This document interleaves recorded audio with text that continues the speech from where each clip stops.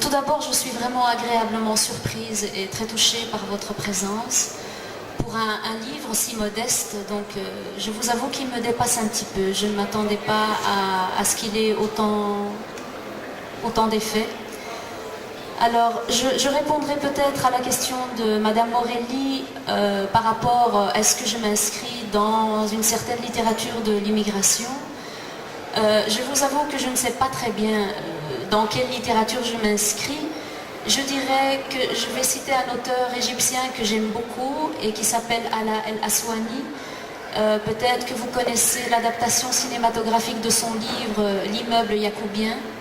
Bien, dans son dernier livre, il fait dire à un de ses personnages « J'écris parce qu'il y a des choses en moi qu'il faut que j'exprime ». Et cette phrase me va bien finalement, c'est pour ça que j'ai commencé à écrire. J'avais envie d'écrire, mais je n'avais pas envie de dénoncer ou de revendiquer quoi que ce soit. J'avais envie simplement de raconter à travers deux personnages de fiction des choses qui appartiennent à plusieurs personnages finalement. J'ai eu énormément de plaisir à écrire et je souhaiterais vraiment continuer. Et pour répondre à la question de Quentin, j'aimerais continuer bien sûr à écrire dans ce qui m'inspire et ce qui m'inspire effectivement c'est l'exil, c'est la femme, c'est la double culture, mais toujours avec un regard plutôt bienveillant et pas du tout misérabiliste, mais j'ai envie que l'humour reste parce que c'est très très important. Alors,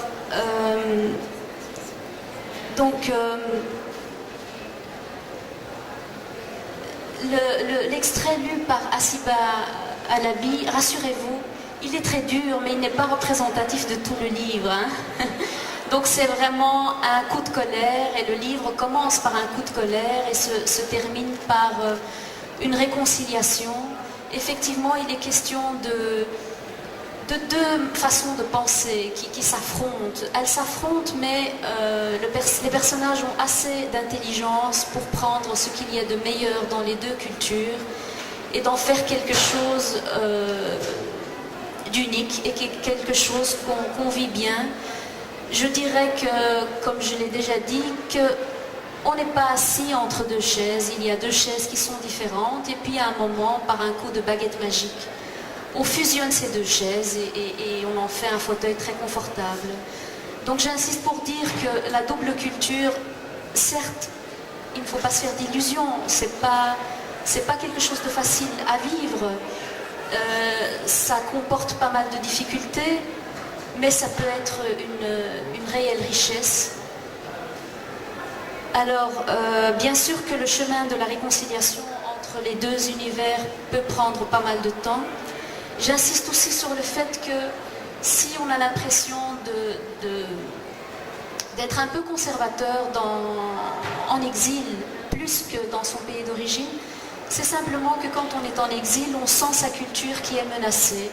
Et donc on a un mécanisme de défense qui fait que parfois, on a des attitudes qui peuvent paraître rétrogrades. Et pour répondre à la question de Pascal Vielle, moi je ne me sens pas du tout proche du courant féministe au Maroc. Moi je n'ai pas envie de dévoiler les filles. Les filles qui ont envie de porter un voile, moi je ne les regarde pas avec un regard méprisant. Moi j'ai envie qu'on regarde en dessous de ces voiles, qu'est-ce qu'il y a? Il y a des femmes et en dessous de ces voiles, il y a des femmes intelligentes, il y a des femmes pas fréquentables, et ça me gêne parce que ma mère est voilée et ma mère c'est la personne la plus adorable que je connaisse. Et le plus dur, c'est que le regard de l'autre fait que vous ayez honte de vos parents parce que votre mère a une djellaba et un foulard et que votre père a une calotte de hadj sur la tête et une djellaba. On ne devrait pas permettre d'avoir honte de ses parents. Jamais. Et pour que les gens ne puissent pas avoir honte de leurs parents, il faut que vous ayez sur eux un regard d'empathie, que vous ne soyez pas jugeant. Je travaille dans le domaine des crèches et je ne cesse de dire aux puéricultrices, c'est bien de s'occuper des enfants, mais n'ayez pas un regard jugeant sur leurs parents, parce que quand vous jugez les parents d'un enfant, vous le jugez lui aussi. Voilà, c'était mon message, c'est que j'ai écrit ce livre en espérant qu'il puisse changer, qu'il puisse susciter des émotions d'abord, qu'il puisse faire réfléchir les gens, qu'il puisse porter un regard d'empathie sur l'autre, qu'il passe au-delà de l'apparence, qu'on se pose des questions sur soi.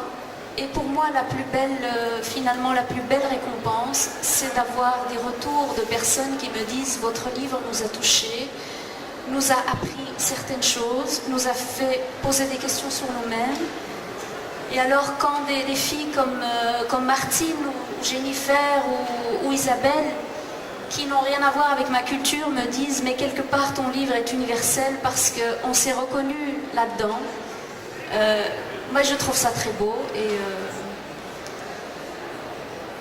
voilà, c'était le principal que je voulais vous faire passer. Voilà. Merci,